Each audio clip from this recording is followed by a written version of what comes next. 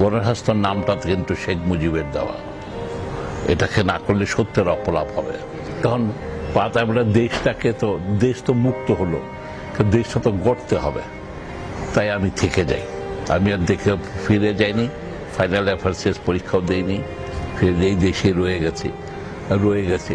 তাতে আমরা যে একটা স্বাস্থ্য ব্যবস্থা করার জন্য গণস্বাস্থ্য কেন্দ্র, তো এখানে উল্লেখ না করে উপায় নেই, গণস্বাস্থ্য নামটা কিন্তু শেখ মুজিবের দেওয়া, এটাকে না করলে সত্যের অপলাপ হবে।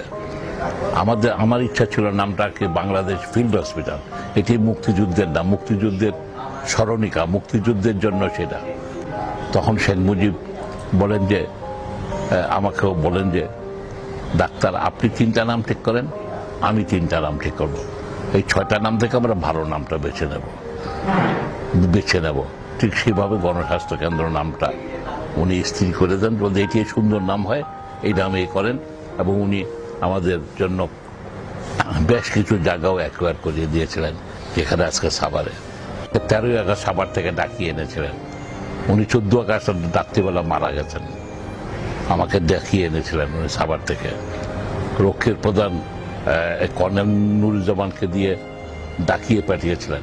আমি সকাল 10টার সময় এসেছিলাম ওনার বঙ্গভবনে, সেখানে আমার সাথে ওনার প্রায় 3 ঘন্টা 4 ঘন্টার মতো মিটিং হয়। তখন আমার স্ত্রী অসুস্থ ছিলেন। উল্লেখ করা দরকার, সিরাজ শিকদারকে মারা যাওয়ার পরে আমাকে সরকার বন্দী করেছিল, মুজিব সরকারই আমাকে বন্দী করেছিলেন। কিন্তু আবার শেখ মুজিবই বলেছে যদি ওরকম প্রমাণ না থাকলে এটা করো না। তার উনার একটা হৃদয়বান ব্যক্তি ছিলেন, মহানুভবতা ছিল উনার যেটা মজা ছিল, যখন ওনার মনে হতো যে আমি যখন ওনাকে ছোটবেলা থেকে চিনেন, তখন তুমি করতেন, আর যখন ওনার মনে পড়তো আমি বিলাত ফেরা ডাক্তার, হঠাৎ আপনি করেও বলতেন। তো ওনার একটা মহানুভব, একটা হৃদয়বান, এটা কিন্তু আমি তখন তারপরে আমি বলে যে আমার স্ত্রী অসুস্থ, আমাকে আপনি বাইরে যেতে, আপনি বলেন যে আমি আপনি আমাদের চান কেন? তুমি বুদ্ধিমান, তোমার সেলফলেসনেস আছে, তোমার সাহস আছে, তুমি বিলাত থেকে সব কাজকর্ম বাদ দিয়ে চলে, সুতরাং তোমাকে আমি চাই, তোমরা আমার সাথে থাকলে আমরা সুন্দর বাংলাদেশ করব। না, ওনার বাংলাদেশ সুন্দর করার ইচ্ছা ছিল, এটাকে না করা যাবে না। তারপরে আমি বললাম যে আমাকে কেন যেতে দেবে না? তুমি তো বিলাত থেকে আছে, আমি যেতে দেন না, আপনার ক্ষমতা আছে। উনি তখন বলে হেলথ মিনিস্ট্রিতে ফোন করে আমার নো অবজেকশন আনিয়ে দিয়েছিলেন, মানে আমি যেতে পারবো। তা বলে এখন যেতে পারবো, আমি তো আমার টিকিট আছে যেতে মধ্যে, কিন্তু আমার 10টা পাউন্ড লাগবে। শহরে ঢুকলে আমি ব্যাংকের থেকে টাকা পাবো, আমার ওখানে টাকা আছে। উনি বাংলাদেশ ব্যাংক থেকে আমাকে 10টা পাউন্ড আনিয়ে দিয়েছিলেন। তো 2বার চা খাইয়েছিলেন, লাঠি বিস্কিট খাইয়েছেন, এরকম বিভিন্ন আরো অন্যান্য বিষয়ে আলোচনা করেছেন।